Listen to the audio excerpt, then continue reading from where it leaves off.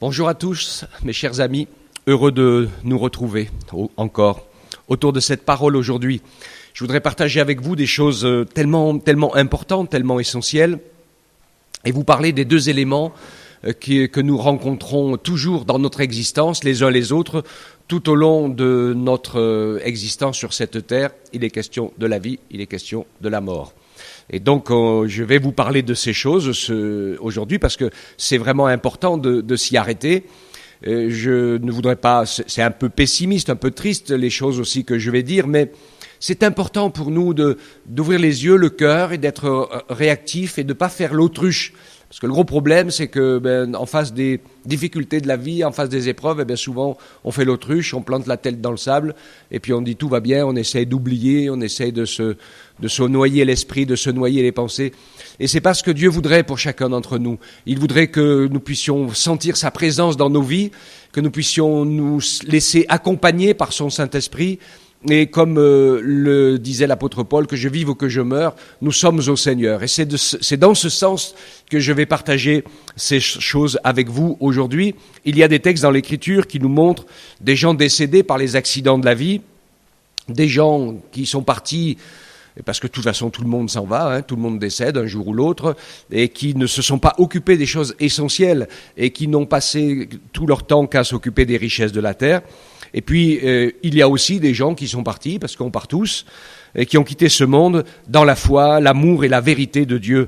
Et c'est vraiment quelque chose sur lequel il faut s'arrêter. De toute façon, le décès, c'est la réalité, le partage de tous, croyants ou incroyants.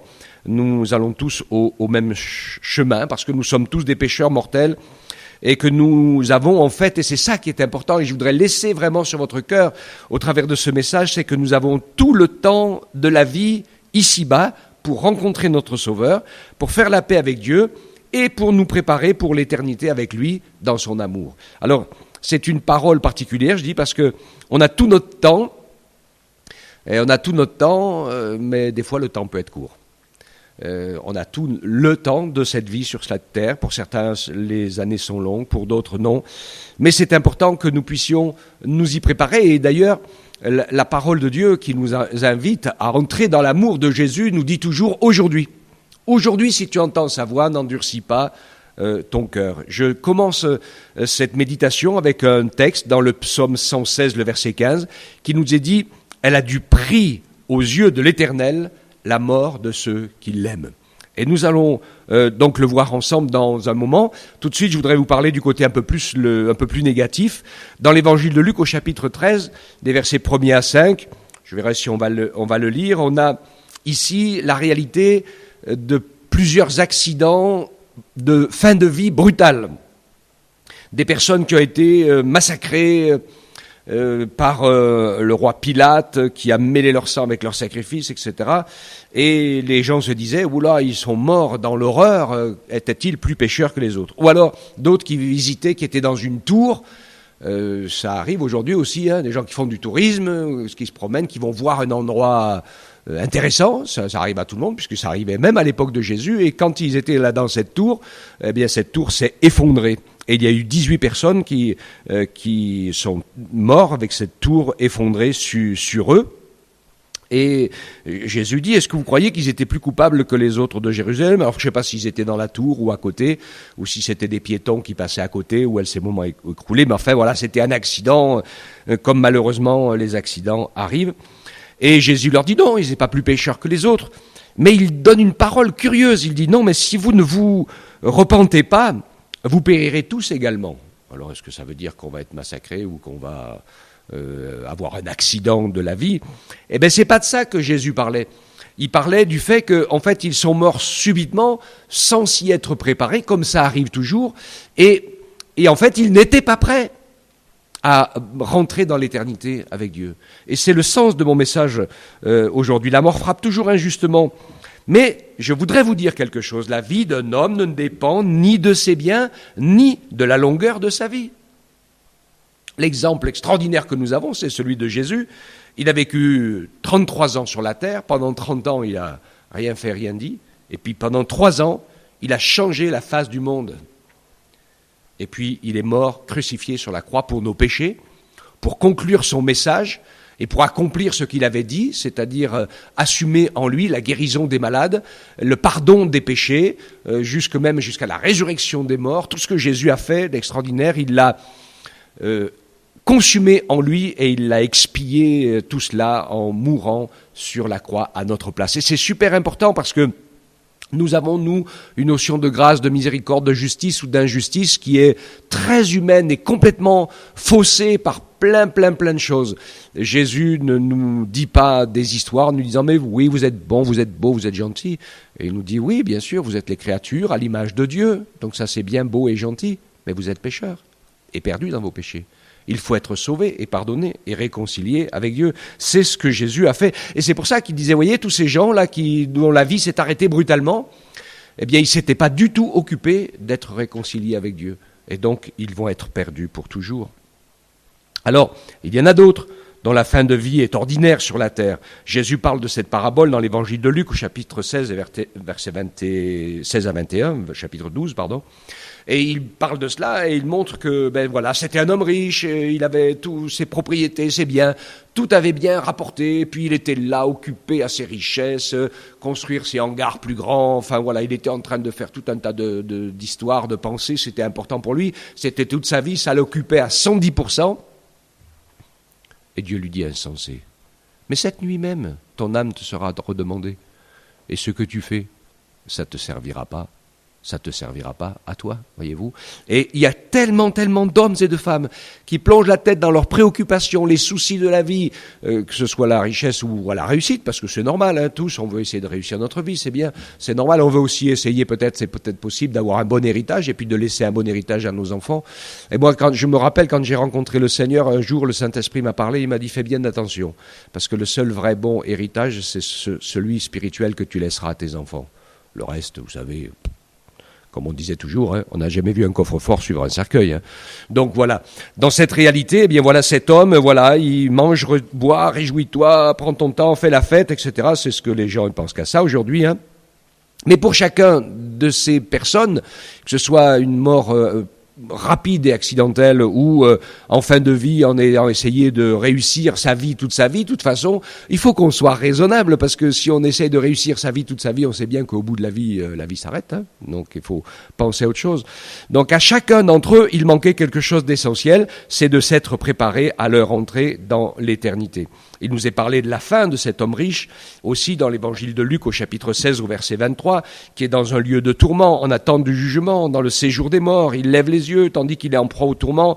Il voit de loin Abraham et Lazare dans son sein. Il crie, faites quelque chose. Je n'ai pas le temps de vous lire tout le texte, mais vous le lirez.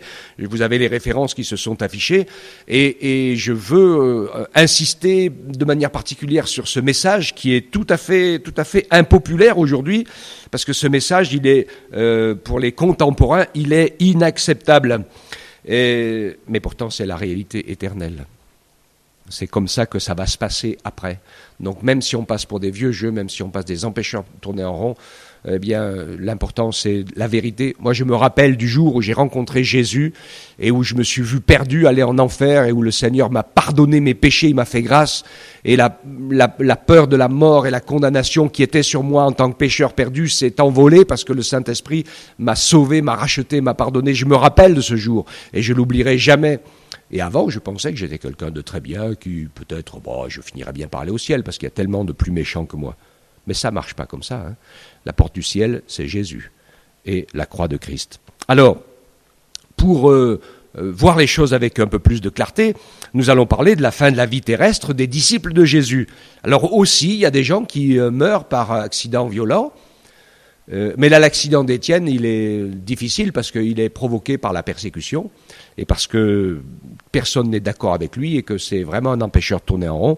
Donc, dans Actes 7, 60, il est lapidé.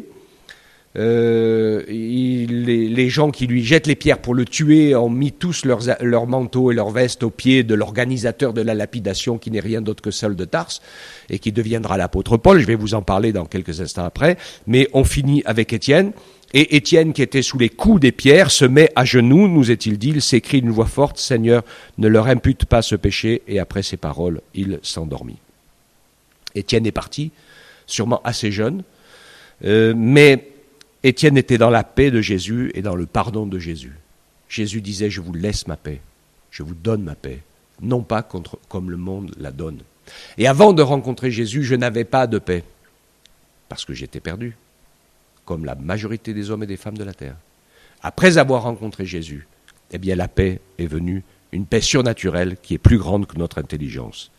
Paul, l'apôtre Paul, persécuteur de l'Église, qui a été touché par la puissance du Seigneur et par l'action du Saint-Esprit. Je sais qu'un jour quelqu'un m'a dit « Oh, si Dieu fait pour moi, pour se révéler, comme ce qu'il a fait pour Paul, je deviendrai aussi croyant. » Alors je lui ai dit quelque chose, de tac au tac, je pense que ça venait de Dieu. J'ai dit « Si vous êtes prêts à servir le Seigneur jusqu'à la mort, comme Paul l'a fait, nuit et jour, Paul était au service de Dieu, des églises, il a sacrifié toute sa vie pour l'œuvre de Dieu. Si vous êtes prêts à faire ça, ça ne va pas tarder à vous arriver. » Parce que j'ai bien compris que celui qui me disait ça, c'était un bon prétexte pour pouvoir rester incroyant. Paul parle de ces choses, et je vais vous les lire. Dans Philippiens, chapitre 1er, les versets 19 à 24, il dit « Car je sais que tout cela tournera à mon salut grâce à vos prières et à l'assistance de l'Esprit de Jésus-Christ. Selon ma ferme attente et mon espérance, je n'aurai honte de rien, mais maintenant comme toujours, Christ sera glorifié dans mon corps avec une pleine assurance, soit par ma vie, soit par ma mort. Car Christ est ma vie, et la mort m'est un gain. » Et puis au verset 22, il dit « Mais il est utile pour l'œuvre que je reste encore dans la chair. Je ne saurais dire ce que je dois préférer, car je suis pressé des deux côtés. J'ai le désir de m'en aller avec Christ et d'être avec lui, ce qui est de beaucoup le meilleur. Mais je sais qu'à cause de vous, il est plus nécessaire que je demeure encore dans la chair. » Et pendant quelques années, Paul va continuer à vivre un peu. Il va faire beaucoup d'années de prison à cause de sa foi, dans lequel il va nous écrire la plupart des épîtres. Et puis il finira pas très vieux quand même, mais décapité à Rome. Mais on sait que Paul avait, lui, si Étienne était dans la paix de Dieu et le pardon de Christ, on sait que Paul, lui aussi, vivait dans les certitudes de la foi et dans la connaissance du plan de Dieu. Il s'était déjà un peu approché de la mort aussi, parce qu'on avait tenté de le lapider, et puis le Seigneur l'avait ramené à la vie. Donc il connaissait le ciel, il connaissait tout, et il savait que le Seigneur, bien sûr, allait le reprendre. Il dit à un autre endroit, il dit « Mon être extérieur, ma chair, se détruit, se dégrade, comme nous tous, on vieillit, mais mon être intérieur se renouvelle de jour en jour. » Et ça, c'est vraiment l'espérance pour nous, mes amis, mes frères et sœurs qui m'écoutaient. Quand on connaît le Seigneur Jésus et qu'on vit avec lui par le Saint-Esprit et par sa parole, il y a une espérance incroyable. Parce que la vie ne va pas en descendant, elle va en montant. Et petit à petit, de notre nature charnelle, humaine et pécheur, eh bien, tout cela diminue, se dégrade, rapetisse. Mais notre foi augmente, notre paix augmente, notre joie augmente, notre connaissance augmente, nos certitudes augmentent, parce que nous avons l'habitude de marcher avec Jésus, de le suivre, de le servir. Le plan de Dieu est extraordinaire. Oui, la vie de Christ est bien plus forte que la mort. D'ailleurs, le tombeau n'a pas pu le retenir. Il en est ressorti vivant, c'est notre espérance, et nous savons que cette espérance nous attend aussi.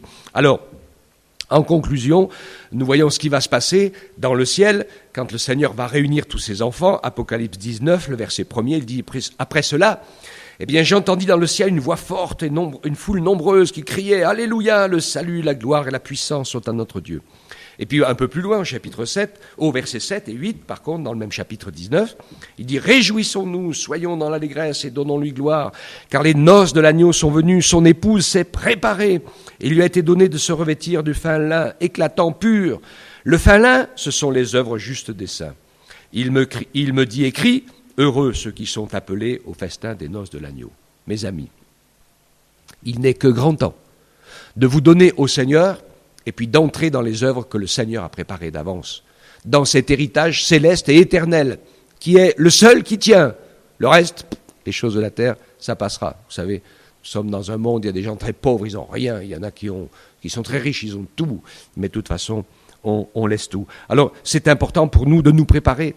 Dans le livre de l'Apocalypse, Jean disait à un moment donné qu'il voyait au pied de Jésus, dans ce trône incroyable, il voyait une foule nombreuse, qu'on ne pouvait pas compter, des milliards de gens, de toute race, de toute couleur, de toute langue, de toute nation, de tout pays, qui étaient réunis et qui constituaient l'épouse de Jésus-Christ. Alléluia.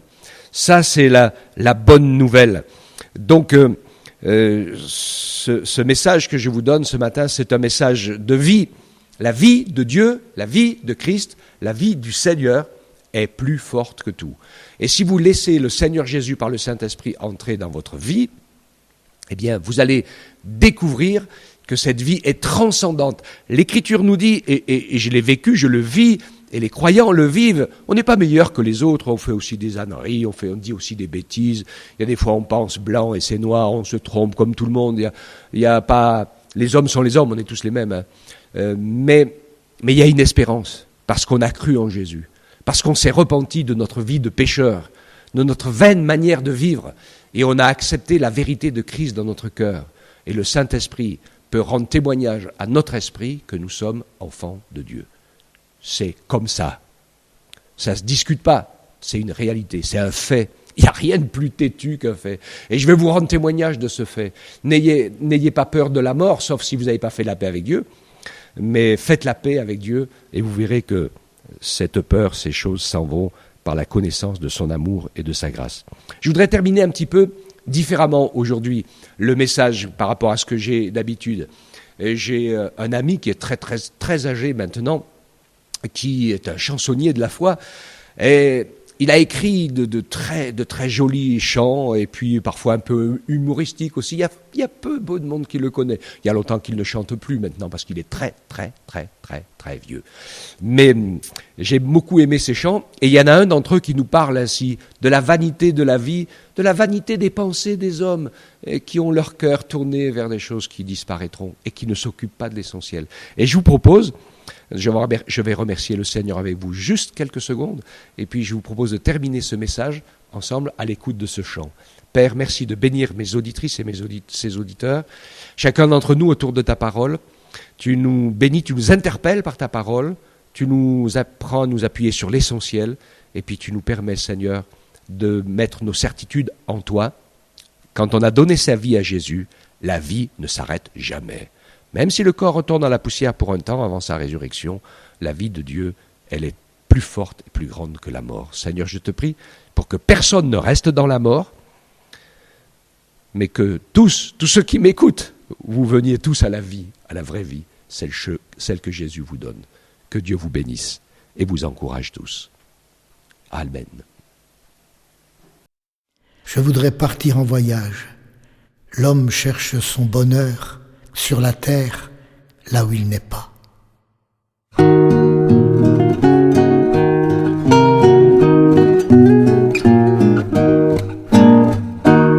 Je voudrais partir en voyage, je voudrais partir loin d'ici, vers un nouveau rivage, vers un nouveau pays. Un pays sans bombe atomique, un pays de fleurs et de paix, avec un langage unique, sans frontières et sans armée.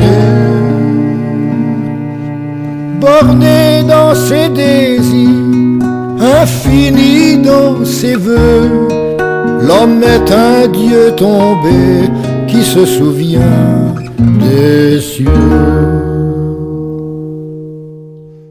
Ce merveilleux pays de rêve, bien des hommes l'ont cherché, toujours sans repos et sans trêve, mais ne l'ont jamais trouvé. Ils sont allés aux Amériques, à Moscou et à Katmandou. Ils ont exploré l'Afrique et voyagé un peu partout. Borné dans ses désirs, infini dans ses voeux, l'homme est un Dieu tombé qui se souvient des cieux. Toi qui cherches de par ce monde le pays de la vérité, ni sur terre, ni sur l'onde, tu ne pourras le trouver. Ici mirage et mensonge conduisent les hommes loin du bonheur. Non, ni les rêves ni les songes ne pourront satisfaire ton cœur. Borné dans ses désirs, infini dans ses voeux, l'homme est un Dieu tombé qui se souvient des cieux.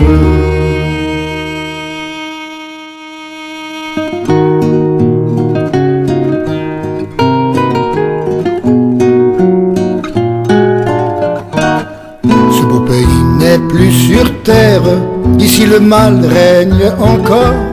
Il est là-haut près de mon père, c'est la cité de perles et d'or. Là plus de douleur, plus de larmes, tout est bonheur, félicité. Là plus d'angoisse et plus d'alarme, c'est le pays des rachetés. Borné dans ses désirs, infini dans ses vœux, l'homme est un dieu tombé qui se souvient des cieux.